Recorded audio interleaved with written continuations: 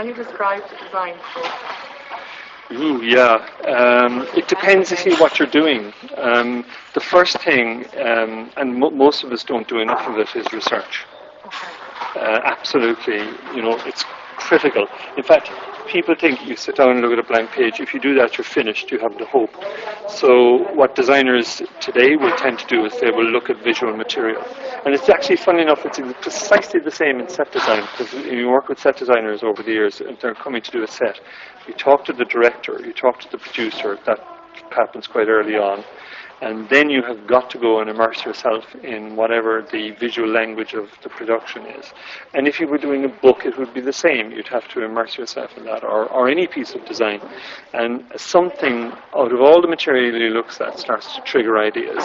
And that plus your own instinct or design expertise, whatever you bring to it, and the two somehow or other emerge in something more or less successfully. But it is definitely, research is number one. And what designers will tend to do is they'll compile sort of a little, for each job, a portfolio of images. Today it's on the computer. I mean, if you're doing anything on in modern day terms, they just go onto the internet and you can. I mean, you think about the difference. I mean, today you can pull together a couple of hundred images in an hour or two. Back then, you'd have to go into the library. You'd sit in a library, you'd go through books, you'd go into Hodges Figgis and browse through the bookshelf, trying to looking for visual material. You even had a budget to buy books every occasion you needed. And I worked afterwards in English National Opera, and the guy doing Nick John doing the programs.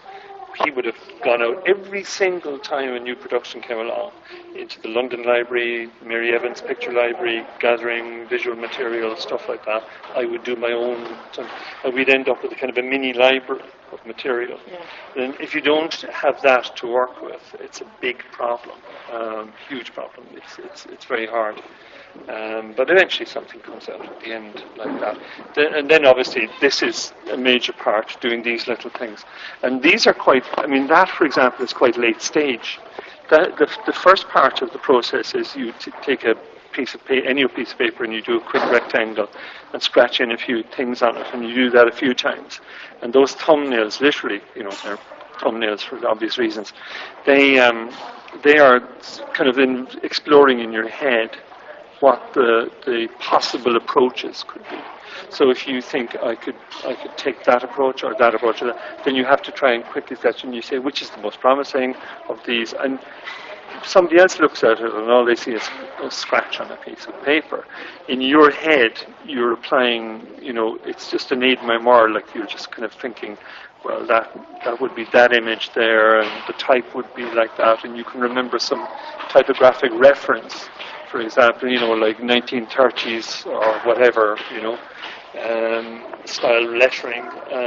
That's another thing that people would get references for. They collect pages out of magazines, tear out pieces of typography.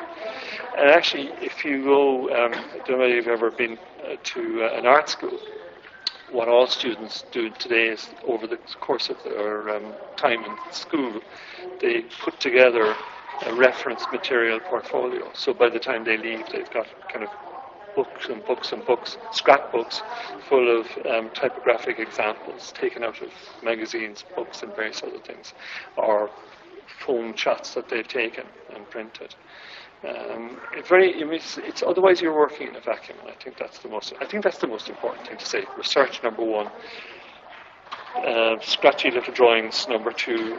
Slightly more developed visuals until you get to, that's the one that happens before the actual artwork, and this is the artwork. Okay, Roche is a good example. It is, yeah.